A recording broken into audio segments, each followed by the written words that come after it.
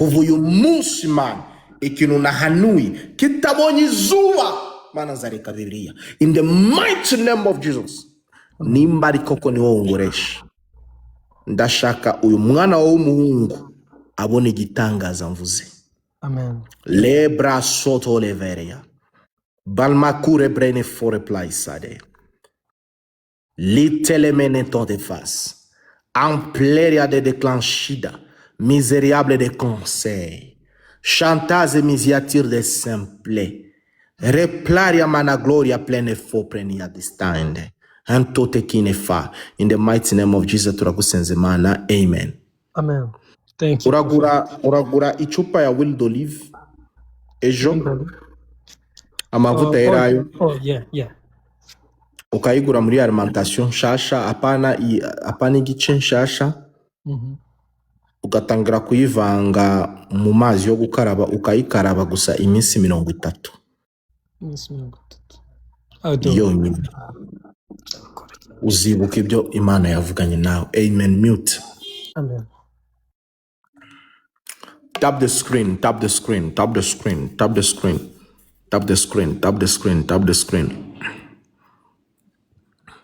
Patrick, Imana iramye uriya mukobwa nagaru umugabo wise, nagaru umukobwa w'isezerano y'ubuzima bwawe.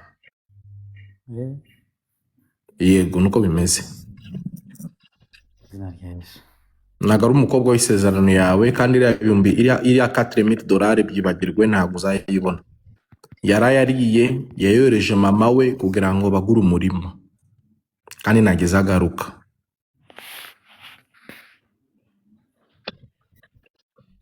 Ushobora gukeka ko barabimbyiye umugore umufiance wawe afite tatuwaje ku itako. Nibyo rwose.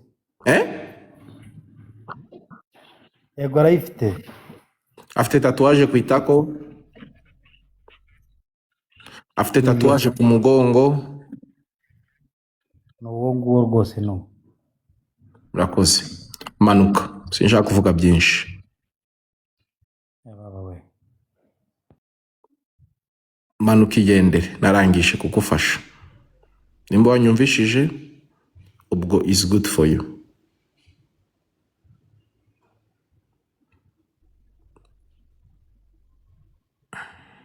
Queen, comment tu vas?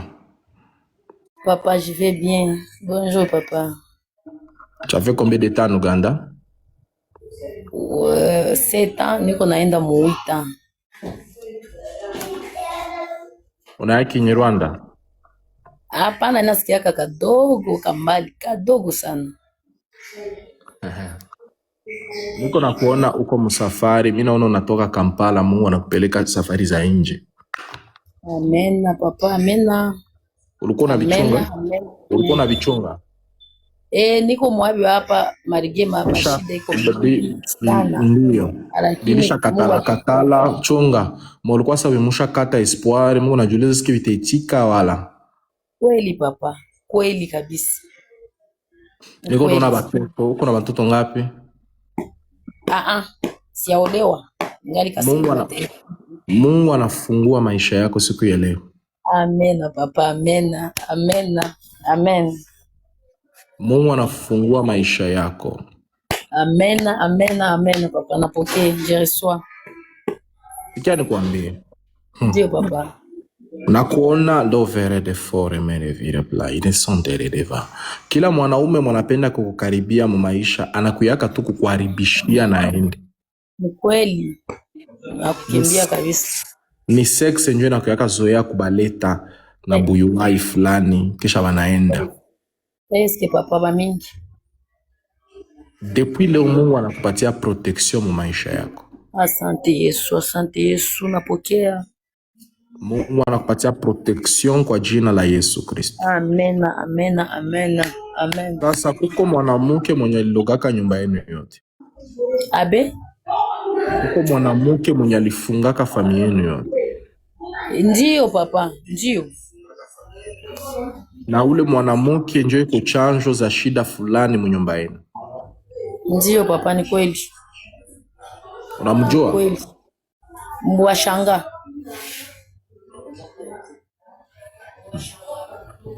Lobasona bere defani consteide mutapinge screen ndi kumuganiriza mu giswahili kugira ngo abashe kumva ibyo ndi guhanura. Tap the screen guy. Tap the screen. Byo kwiruka ntago birimo. Hari abantu bari kwiruka batangiye kubona volume yabaye ku indi rwego. Muri kwiruka iki? Ko ndi kubabona muri kwiruka iki? Muri kwiruka iki? Byo kwiruka ntago birimo.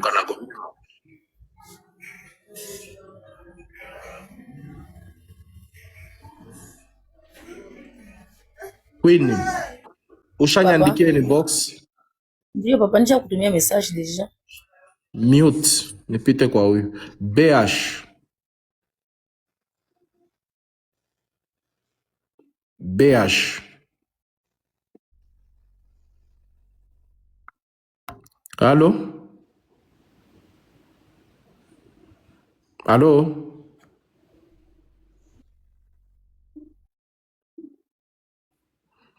BH, allô? Ntabwo ndi kukumva. Buri umwe wese ambwire kwanza ahantu uherereye. Abantu bakeneye deliverance munyandikire inbox. Mfata message 10 za mbere. Mwandike mutebuke vuba vuba apane ibintu byo gutinda. Kandi iyo ngoye mahirigwe nimero yanjye ukayibona. Nyandikira ako kanya. Umuntu uzabutinda ari umumama waje kunyandikira nyuma y'amasaha 2. Ntago nabashije kumufata n'aya masara live, ntago nabashije kumufata. Sinyangundi umuntu wahaye nimero ya Prophet Joshua utangiye kwitindisha wagira nk'uri kwitindisha mu biki. BH, allo? Okay. Nagaraba ready. Glory.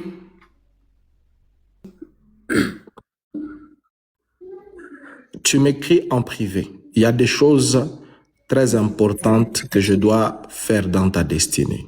Oui, j'ai déjà. Et moi, je vais fonctionner avec quelqu'un qui ne me mente pas pour que je t'aide bien. N'est-ce pas, maman? Oui, mais il n'y a pas de numéro de téléphone de WhatsApp. Non, il n'y a pas. C'est pas. Moi, je suis très, très connu. Je ne mets pas des numéros publics comme ça. Mais toi, tu vas m'écrire. Par après, mon secrétaire va te donner mon numéro WhatsApp. Par après, tu vas venir maintenant sur WhatsApp. Là, d'accord? Bon, oui, c'est bon, merci. Mais Dieu a besoin de toi. Huguette, comment ça va? Ça va bien, prophète. Warangije kumirwa mono ufite ikibazo gikomeye cyane. Dis-moi, warangije gukora analyse bya Chantal wayibonye gute? Prophète, nta kintu narenzaho na kimwe, ibyo mwambwiye byose ni ukuri. C'est vrai. Rero ukwiriye deliverance. Après la délivrance, ubuzima bwawe butabure kura kandi urabona akazi. Amen. Kandi ninga usengera ntabwo uzakora iminsi 60 utabona akazi, ntabwo bishoboka. Cereka Imana idahari. Amen. Ariko ibintu ndi kuguhanurira. La bragada basanda la bayanda la baya. Nta mpamvu yo kubyira umuntu mwatandukanye. Umugabo mwatandukanye bamwita Alexis. Nta mpamvu yo kubimubyira. Ntabwo tukivugana, prophète. Kandi yarashatse undi mugore. Yego. Undi mugore bita Annette. Nibyo, prophète. So ndi kubona ibyawe byinshi. Kandi ndashaka ko ibintu bikorwa mu buryo bwiza. Amen. Mute.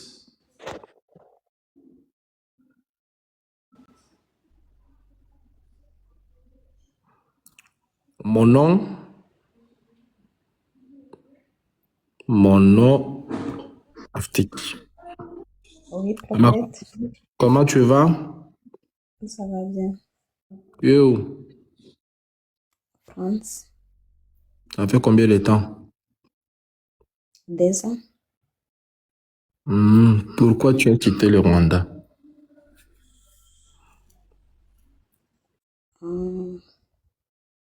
Rien.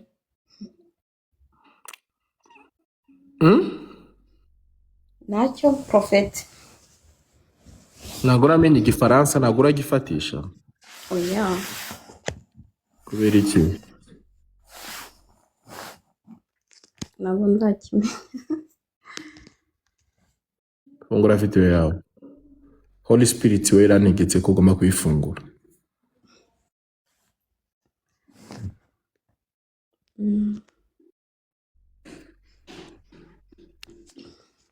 Kancana itara ndi mu cyumba.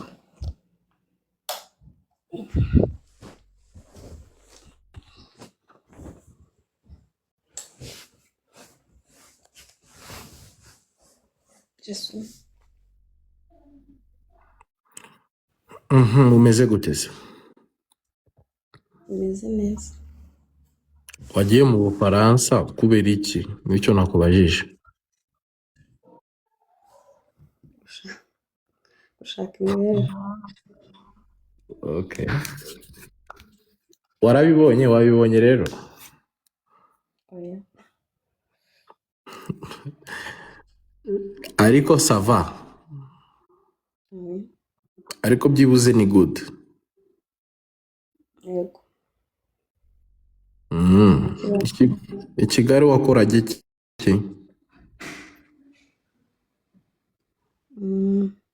Farumasi. Wize ibintu bya farumasi se? Ntabwo nabirangije. Bon.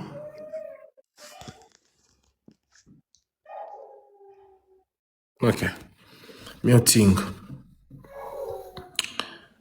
Mute. I need to pray for everybody in this moment.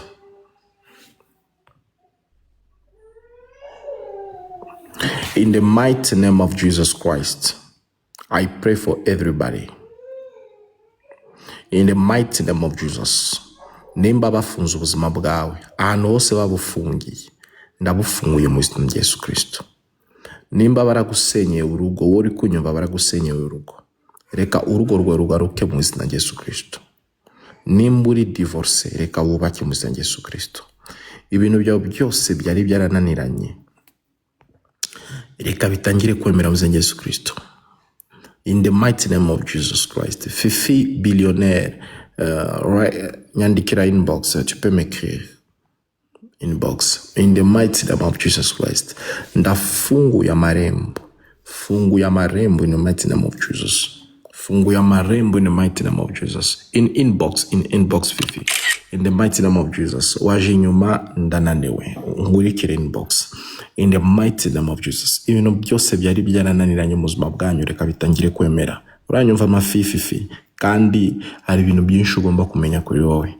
Lo rabo sata laba shekelele bos. Leberele voso ndara labaya.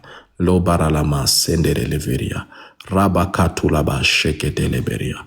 Rebranga daba sondoro lobo shaya.